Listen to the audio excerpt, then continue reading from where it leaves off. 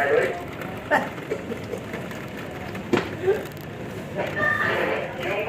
yung mga dito, pinatay nila. Kasi tayo mga dito, mga dito.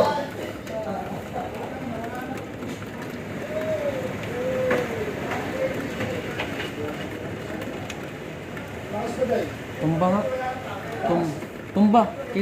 Kita ah. Ubos ang kahoy. Ubos ang kahoy.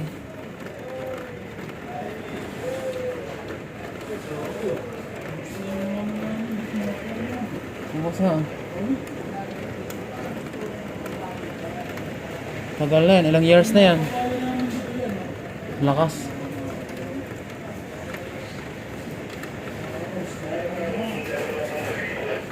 Sa lakas na yan. Ilang taon na yung kahoy na yan. Pero ngayon lang yung tinumba ng hangin.